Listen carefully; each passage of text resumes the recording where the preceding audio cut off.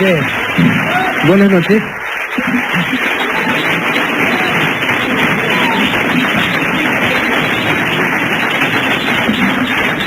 Bueno, tenemos algunos telegramas que no han llegado telegramas. Bueno, no, porque me anunciaron que había mandado unos telegramas. Sí, pero por eso son esos telegramas que tardan 10, 12 meses, ¿vio? Estos que se hacen acá. Son la tarifa reducida de fiestas y eso. Bueno, también quiero agradecer, y no lo he hecho el otro día, a Norman Brisky, que ha tenido en aquella entrega de los Martín Fierros un lindo gesto, pues habiendo inasistido ella a la fiesta, dejó instrucciones para que fuera yo el que retirara el premio en caso de serle otorgado. No fue así, pero de todos modos fue un gesto que tuvo algo más que... Fue algo más que una mera delegación, sino que mandó a alguien especialmente para que me lo dijera a mí, además con palabras muy cariñosas. Lo transmitió de manera muy... Que se agradece mucho. Hoy no estará con nosotros Guillermo Tronati, que ha sido detenido. Sí, una vez más por ebriedad. Sí. Sí, por pelo largo. Sí. Han hecho un loco, Guillermo, la verdad. Sí, es lo que tiene. Con la moto. Sí, yo lo veo ahí cuando se pone... Está con los muchachos ahí de la moto. Escupiendo en las esquinas. Escupiendo, se queda con su campera negra, sí, la colita. Sí. Es todo un picnic. Sí. Toma cerveza en los umbrales a la noche, sentadito ahí. Y bueno, así le va a ir mal. Sí, ¿qué va a hacer? Pero bueno. Bueno, continuando con esta cosa de temas populares, vamos a los paraísos aztecas. Bien. Morirse era un mal negocio en el mundo azteca. Así como, por ejemplo, en el mundo musulmán daba gusto reventar, porque uno se hacía acreedor a un paraíso donde estaban nuestras amigas las huríes, donde se escabiaba, donde había jardines, había agua. Bueno, a quién le interesa, pero a los árabes sí. Vamos a ver qué sucede. Pero antes hagamos algunas aclaraciones sobre el pensamiento tan particular de esta gente. Primero pensaban que ciertos momentos de la vida determinaban todo lo siguiente. Por ejemplo, el momento de la muerte, que solía determinar el resto de la vida, o digamos la vida ultraterrena. Había en casi todos los pueblos mesoamericanos un rígido código moral, pero en realidad no se inquietaban demasiado por los pecados individuales. Y aquí es donde estaban más lejos de la tradición judeocristiana, porque la noción de lucha personal, de conciencia personal, de redención personal, les era totalmente ajena. No era el hombre sino una parte infinitesimal de un proceso cósmico de destrucción, de regeneración, pero todo esto en forma colectiva, nunca en forma individual. Tampoco conocían este dualismo del bien y del mal, de Dios y del diablo. El dualismo de ellos tenía otro color, digamos aquel Dios Ometeotl, que era al mismo tiempo padre y madre de la humanidad, de los dioses, sin ser un dios importante, porque a pesar de ser el que los había engendrado a todos, tampoco le daban mucha bolilla que digamos, ¿no? Todos los dioses tenían aspectos buenos y malos, en eso se parecían a los griegos. Los dioses, como los hombres, tenían su costado de bondad y también sus defectos, y en realidad no había ninguna certeza de que el bien iba a triunfar al fin, o de que lo que les parecía a ellos bien iba a triunfar al fin. En realidad yo creo que era una cosmología muy pesimista, tanto es así que, como ya hemos dicho aquí, había habido 4 soles, el presente sería el quinto, 4 mundos, 4 edades, y esos 4 mundos habían sido destruidos por imperfectos, y destruidos por distintos cataclismos, por el agua, el fuego, etcétera, como hemos contado ya un día. Y el presente iba a ser destruido por un sismo. Sí, hemos recordado esto en ocasión del sismo de México hace algunos años. En el 85. Claro, algunos años atrás. Esta naturaleza imperfecta del mundo tiene su importancia en cierto aspecto del culto que vamos a ver, Pero también hay que decir que, por ejemplo, aquel dios que más cerca parecía estar de la encarnación del bien, que era Quetzalcóatl, que fue una especie de Prometeo, que robó, si no el fuego, por lo menos el primer maíz para los hombres, digo maíz, que en cierto modo era protector de la humanidad. Bueno, también cayó en desgracia y padeció en manos de Tezcatlipoca, el espejo humeante, que lo derrotó. Ya que está traduciendo ese, nosotros que sospechamos el náhuatl podemos decir que Quetzalcóatl significa la serpiente emplumada. La serpiente, ¿no? Emplumada, ¿no? Coatl es... serpiente. Pero si la moralidad personal, digamos, incidía poco en el proceso de la vida y la muerte, los actos colectivos de la humanidad sí eran esenciales.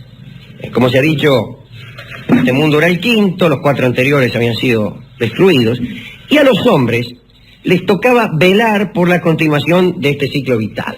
Era un mundo frágil e imperfecto, y debía ser cuidado cada día. Y para que continuara ese proceso vital, había un elemento que era el agua preciosa, que era casi como el combustible del universo, y este elemento era la sangre. Quetzalcóatl inmolaba a serpientes, aves y mariposas, pero Tezcatlipoca lo había derrotado, y a partir de entonces solo el sacrificio humano tenía valor para que el universo pudiera continuar. Y así, por ejemplo, había distintos tipos de sacrificio. Por ejemplo, Tlaloc, el dios de la lluvia, reclamaba que se ahogasen niños en su homenaje, o para, no tanto en su homenaje, sino para que el universo continuara. Xipetotec, el dios del grano, exigía desollar a una víctima, es decir, le arrancaban la piel, teñían esa piel de amarillo, y un sacerdote se la ponía como si fuera una pilcha. Una pilcha, ¿no? Y después nuestro amigo Huitzilopochtli, el pájaro que canturrea a la izquierda, digo yo que también Comodorio sospecho el náhuatl. Era, desde luego, Huitzilopochtli era el dios en su cenit, y necesitaba sangre humana, ese agua preciosa, para continuar su viaje a través del cielo. Quiere decir que el sacrificio era el medio útil para conservar la vida en un mundo que era muy arduo, muy difícil y muy frágil, y que estaba destinado a desaparecer. Pero vayamos entonces al tema de esta charla de hoy. ¿Qué le pasaba al tipo que se moría? ¿Cuáles eran los paraísos de los aztecas? Había 3, o si usted quiere 4. Primer paraíso, el paraíso oriental del sol. Y allí, ¿quiénes iban?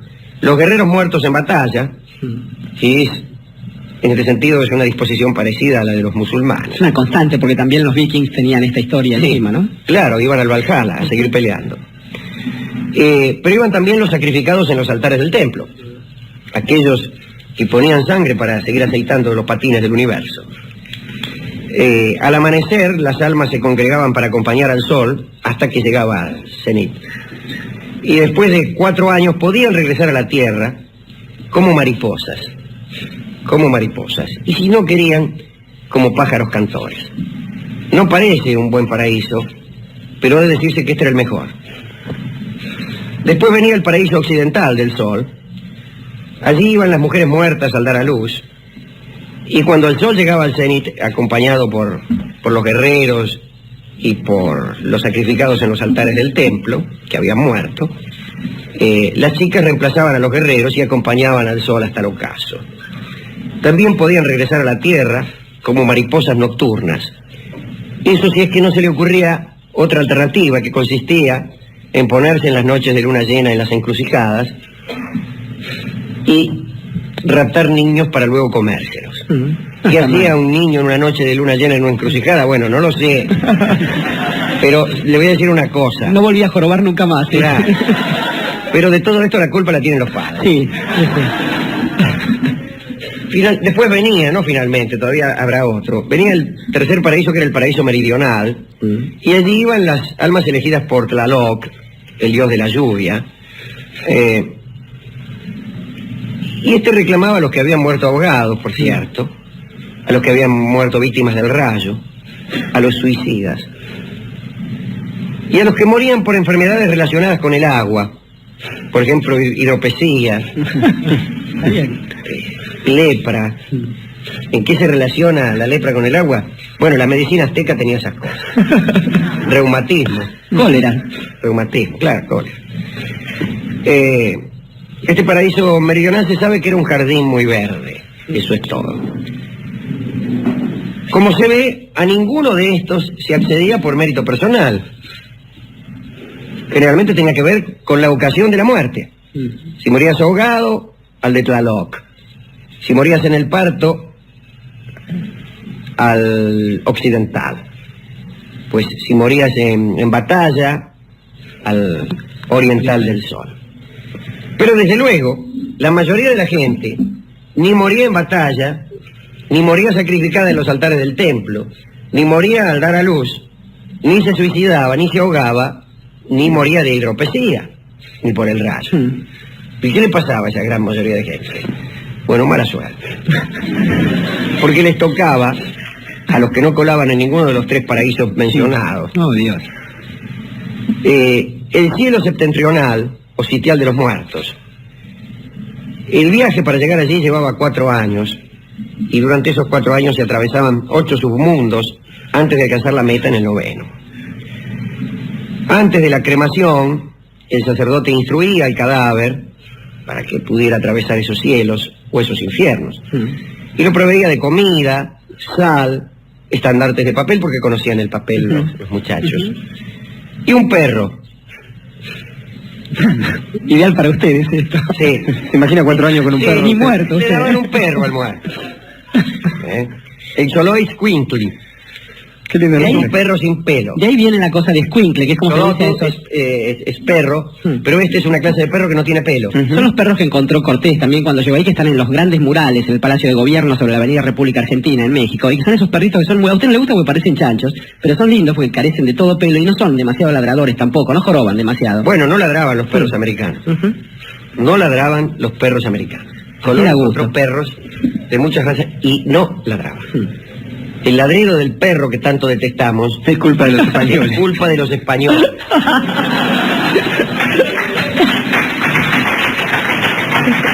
El perro de García. Perro, así da gusto tener un perro silencioso. ¿No? ¿Qué cosa? Se iba a comprar un rifle. ¿Qué? Bueno, le daban un rope también al cadáver. En la boca le colocaban una pieza de jade verde que iba a reemplazar al corazón. Es decir, era un corazón de piedra verde. Sí, sí, que han escuchado hablar a un tal Salvador de Madariaga por ahí. Sí. Le daban también regalos para el señor y la señora del mundo subterráneo, una especie de Hades y Perséfone americanos. Cruzaban un río, atravesaban montañas cuyas laderas chocaban entre sí, especie de simplégadas del tercer mundo. Luego había un pasaje con viento frío, tenían después que abrirse paso a través de las rocas, eludir ráfagas de dardos, ahuyentar jaguares que venían a comerles el corazón, trepar por unas rocas quebradizas y finalmente llegaban al lugar de las tinieblas y el piadoso olvido. Tanto penar para morirse uno, dijo Miguel Hernández. Miguel Hernández, muy bien. Este pesimismo es difícil de entender, porque hasta uno sospecha que los emperadores y los sacerdotes deberían haber previsto algún acomodo para ellos mismos. Y ahí es cierto, en la literatura que se conserva, algunos retazos de poesía que nos dicen el emperador fulano fue a reunirse con sus ancestros al jardín de no sé qué, pero en general no. Y oigan esta historia. Moctezuma, ante la cercanía de los españoles, decide refugiarse en el mundo subterráneo y manda mensajeros para que preparen su llegada. Y a los mensajeros le dice: miren, muchachos, lo que hay en el mundo, lo que en el mundo de arriba es goce, aquí es tormento. Aquí hay continua tortura. Así que díganle a Moctezuma que si viniera a este lugar quedaría helado de terror o se convertiría en piedra. Y Moctezuma eligió el infierno de arriba. Por eso el arte azteca, la poesía azteca, como la poesía de algunas épocas del mundo occidental, Es una poesía llena de un delicado pesar, parecida a la literatura del siglo I, en la antigüedad clásica, sin dioses, o mejor dicho, sin esperanza. Pero además con un delicado amor por las cosas de la vida, aún por las cosas más mundanas, que se ennoblecen solo por ser perecederas, efímeras y frágiles. Los mayas creían más o menos lo mismo, pero nadie tenía muchas respuestas a lo que esperaba la gente después de la muerte. Los mayas creían más o menos lo mismo, no tenían 4 paraísos, sino uno, en donde iban todos juntos. Los guerreros muertos en batalla, las mujeres que morían al dar a luz, los ahogados, en fin, toda esa gente, en cierto modo los suicidas, en cierto modo privilegiados. Raro, ¿no? Y qué distinto a la tradición judeocristiana, especialmente en este asunto de los suicidios. Parece que el suicidio el suicidio fue históricamente, no solo en estos pagos, sino en general en el mundo, en la tierra de los hombres, una decisión de carácter personal que de algún modo enaltecía a aquel que la tomaba, ¿no? Se hacía cargo de su destino. Desde luego, en Roma era un gesto de nobleza. Se convidaba al suicidio a los nobles que caían en desgracia y estaba mal visto aquel que no lo hacía. Además está recordar a los japoneses. Y recordemos aquel cuento de Borges en la Historia Universal de la Infamia, el incivil maestro de ceremonias Kotsuke no Tsuke, que se niega a hacerse el harakiri, y entonces, bueno, anatema sobre aquel que se niega a hacerse el harakiri, ante el deshonor. Bueno, aquí no sucede eso. Está bien que no suceda, qué sé yo. No es este un programa para empezar con temas tan profundos como menos aún es un programa para bien el suicidio, no, esas mesas redondas que hacen al mediodía. Mire si empezamos al final no llegamos a ninguna conclusión. Bueno sería, ¿no? Conclusiones que pasaron por alto a Kant, a Hegel, a Platón, a Aristóteles, en un programa del mediodía le iban a resolver. Si tenían un poco más de tiempo. Que es la sensación que dan los conductores. Dice, bueno, lamentablemente llegamos al fin del programa, no hemos llegado a alguna conclusión. Qué lástima, dice uno, que no tengan media hora más estos desgraciados. Y si no, sabríamos si hay Dios, si está bien suicidarse, el origen del mundo, de dónde venimos, hacia dónde vamos, la cuadratura del círculo y la inmortalidad del cángel.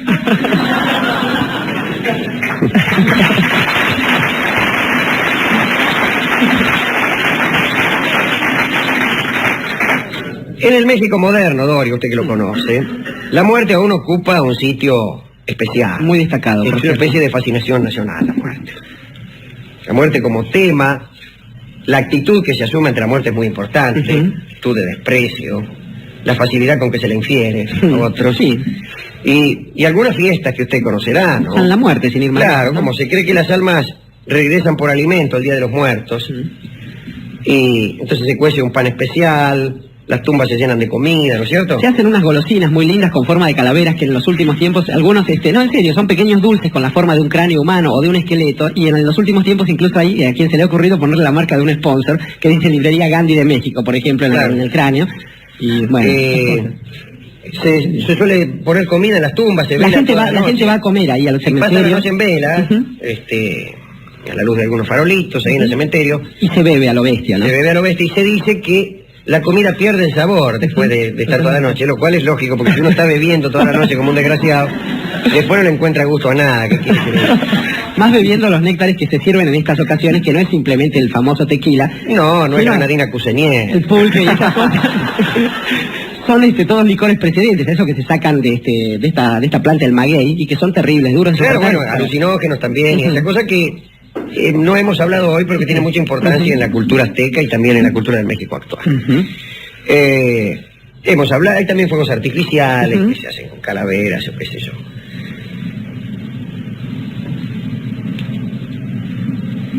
Cuesta tanto, pero tanto, imaginarse una sociedad como aquella. Es tan difícil. Y hay tanta liviandad en quienes analizan este choque entre las culturas, la cultura de los conquistadores, la cultura de los que allí estaban. cuando se lo reduce a una usurpación territorial. Era y es tan difícil que lo digan sino los mexicanos, que lo diga Octavio Paz, que ha escrito tanto sobre eso. Armar, como le llaman los jesuitas a esto, el sincretismo, porque realmente parecen gente de otro planeta.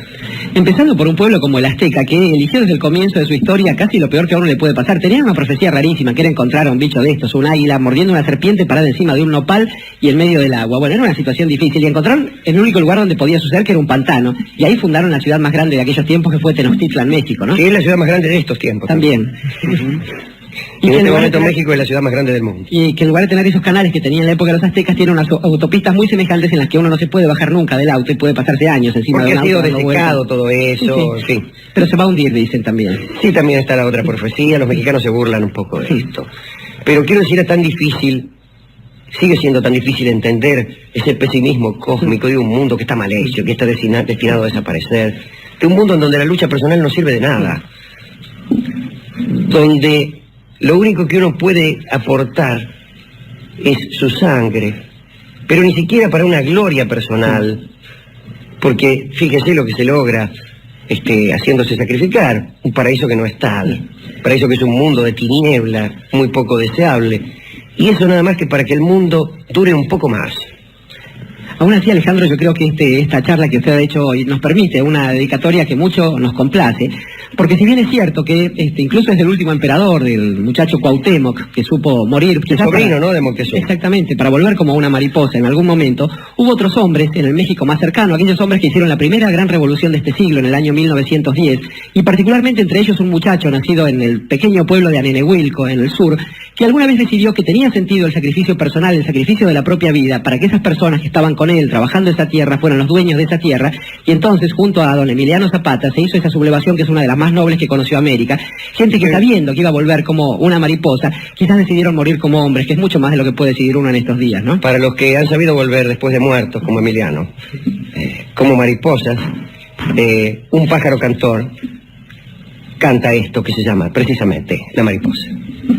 ¿Para qué sirve aprender latín? ¿Para qué sirve aprender inglés? Bueno, si uno es una bestia y se dedica a violar niños, para nada. En cambio, si uno desea ser una persona instruida, para mucho.